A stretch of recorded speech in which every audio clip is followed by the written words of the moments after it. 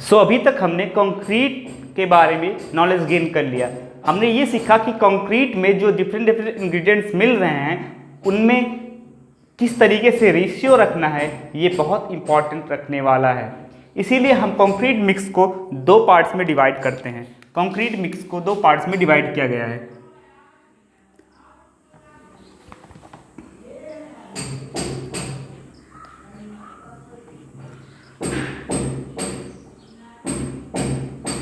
एक होगा nominal mix और दूसरा होगा डिजाइन मिक्स। कंक्रीट मिक्स को हम दो पार्ट्स में डिवाइड कर सकते हैं। पहला होगा नॉमिनल मिक्स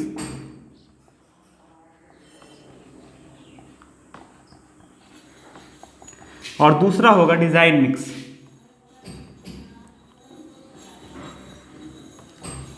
डिजाइन मिक्स मतलब कंक्रीट मिक्स दो तरीके से हम बना सकते हैं, या तो इस मेथड को यूज करते हुए या तो इस मेथड को यूज करते हुए। अब दोनों अलग अलग मेथड हैं, दोनों कहाँ यूज होते हैं, कब यूज होते हैं, वो मैं डिस्कस करने वाला हूँ।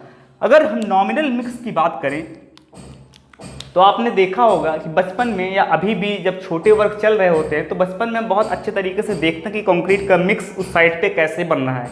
तो जनरली हम जिस साइड को देख रहे होते हैं, जो हमारे आसपास जो साइड होते हैं, या तो बिल्डिंग के साइड होते हैं या तो छोटे वर्क के लिए, कंस्ट्रक्शन वर्क के लिए कंक्रीट जो यूज होने वाला है वहाँ पे उसका मिक्सिंग चल रहा होता है। तो नॉमिनल मिक्स वो वाला मिक्स होता है जो कंक्रीट छोटे वर्क के लिए यूज होने वाला है, जो छोटे साइट पर बनता है।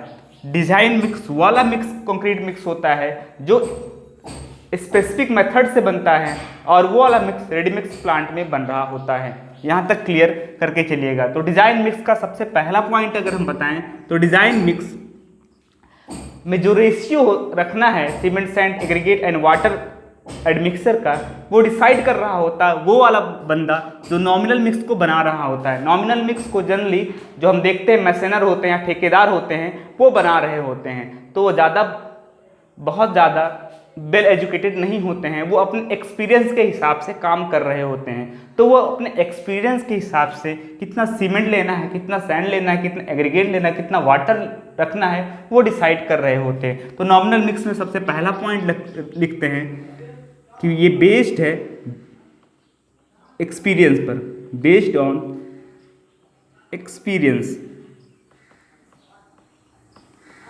ठीक है।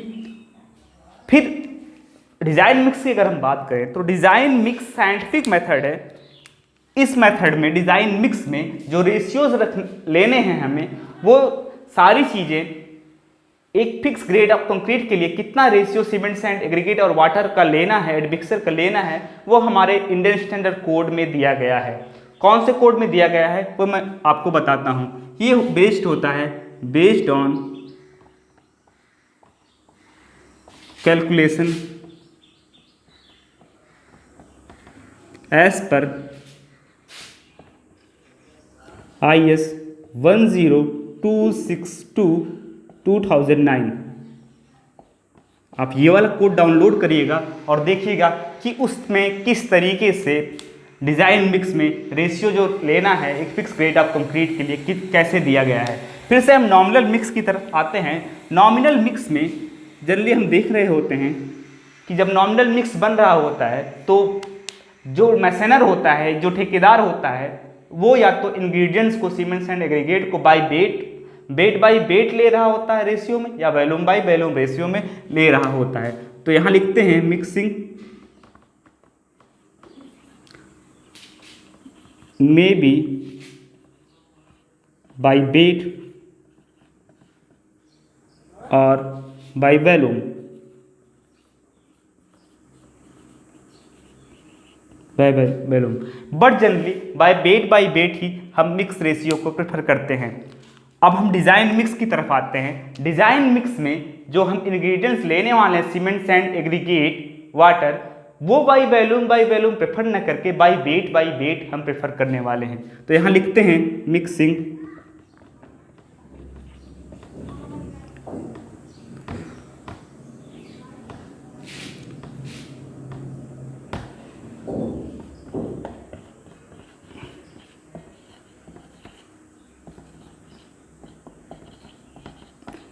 मतलब जो रेशियो रखना है इनके बीच, इन मिक्स के बीच जो रेशियो रखना है वो बाई वेट ही लेना है। मतलब हमको इस तरीके से लेना है कि हमने 1 kg, एक एग्जांपल लेते हैं, सीमेंट ले लिया, 2 kg सैंड ले लिया, 3 kg कोर्स एग्रीगेट ले लिया और 1/2 kg वाटर ले लिया। इस तरीके से हमको रेशियो लेके चलना होता है इनमें।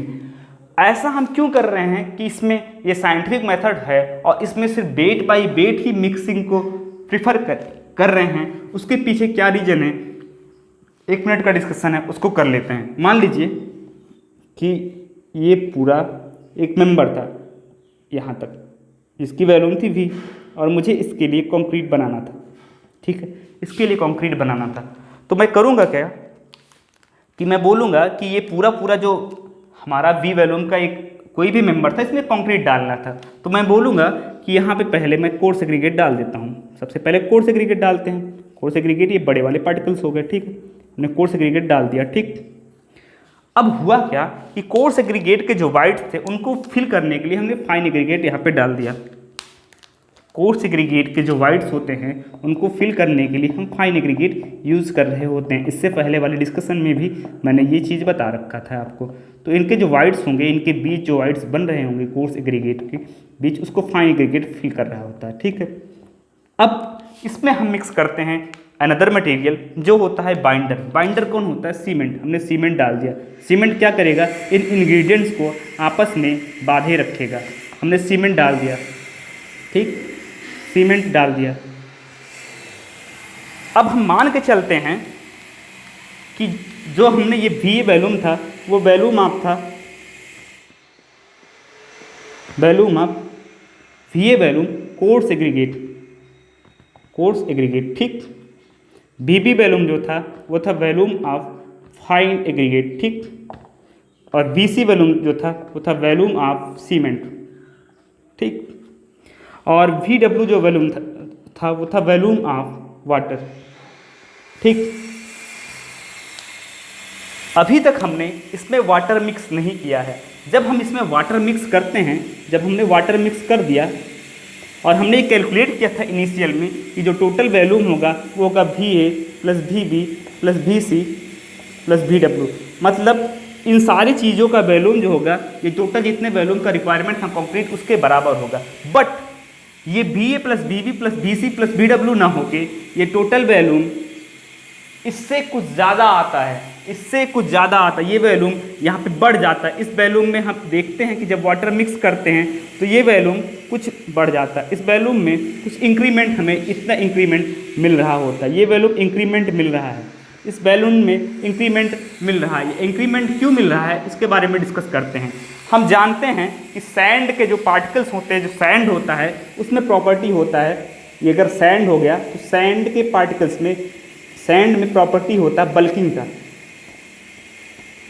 बल्किंग क्या होता है मैं आपको समझाता हूँ और किस तरीके से ये एग्जैक्ट वैल्यूम मेजरमेंट में प्रॉब्लम क्रिएट करता है वो मैं आपको समझाता हूँ। मान लीजिए इस तरीके से सैंड यहाँ पे पार्टिकल्स थे, जब हम वहाँ पे वाटर डाल देते हैं, जब वाटर सैंड के बीच डालते हैं तो वाटर अगर ये 4 to 6% तक है, अगर 4 to 6% तक है तब तक तो सही है, तब तक ये इन पार्टिकल्स को बांधे रखेगा, सैंड को कंपैक्ट करके रखेगा, बांधे रखेगा। सैंड के पार्टिकल्स को आपस में, ये पार्टिकल्स हो गए अगर, तो अगर 4 to 6% तक ही वाटर है तो ये वाटर इनको बांधे रखेगा। बट जो ही वाटर 4 to 6% से ज़्यादा हो जाएगा, ये क्या करेगा, इनके बीच, सैंड के पार्टिकल्स के बीच जो फोर्स ऑफ अट्रैक्शन लग रहा था, ये वाटर यहाँ पे आ जाएगा और जो फोर्स ऑफ अट्रैक्शन लग रहा था उस फोर्स, ये मान लीजिए वाटर आ गया, इस फोर्स ऑफ अट्रैक्शन को रिड्यूस कर देगा और ये सैंड के पार्टिकल्स आपस में दूर दूर जाएंगे। इस फिनोमिना को बल्किंग ऑफ सैंड बोलते हैं।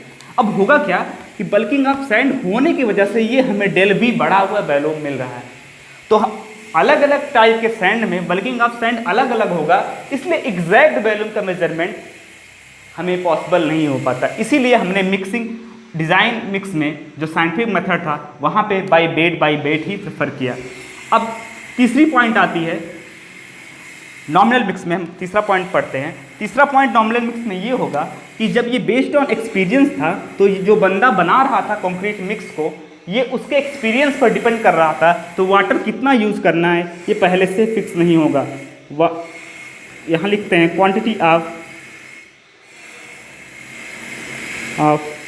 वाटर इज़ नॉट फिक्स, मतलब क्वांटिटी ऑफ वाटर फिक्स नहीं होगा। यहाँ पे देखते हैं कि साइंटिफिक मेथड है, यहाँ पे साइंटिफिक अप्रोच यूज किया जा रहा है, इसलिए एक फिक्स वाटर सीमेंट रेशियो के लिए, एक फिक्स ग्रेड ऑफ कंक्रीट के लिए यहाँ पे क्वांटिटी ऑफ वाटर फिक्स होगा। यहाँ पे लिखते हैं quantity of water is fixed. Okay,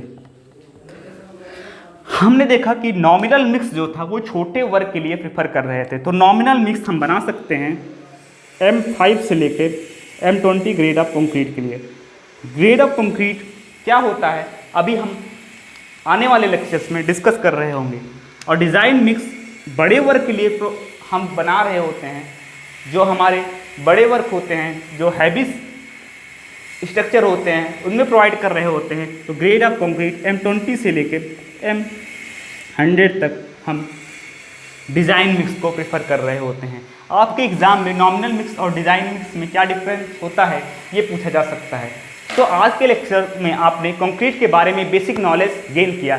अगले लेक्चर में मैं आपको बता रहा हूँगा कि कंक्रीट का कंप्रेसिव स्ट्रेंथ किस तरीके से निकालते हैं, कंक्रीट का कैरेक्टरिस्टिक स्ट्रेंथ किस तरीके से निकालते हैं, कंक्रीट ख़त्म करने के बाद स्टील की क्या बेसिक प्रॉपर्टी है, स्टील कितने टाइप का होता है, वो सारी बातें हम डिस्कस कर रहे होते हैं। सो गाइस, अगर आपको आज का लेक्चर पसंद आया हो तो प्लीज़ लाइक सब्सक्राइब कर दीजिएगा, और जो टॉपिक भी समझ में ना आया हो, जो अभी डिस्कस किया गया यहाँ पे, वो कमेंट बॉक्स में जाके आप पूछ सकते हैं। सो गाइस, लाइक करिए, सब्सक्राइब करिए, कमेंट और शेयर करिए और पढ़ते रहिए। तब तक के लिए बाय बाय।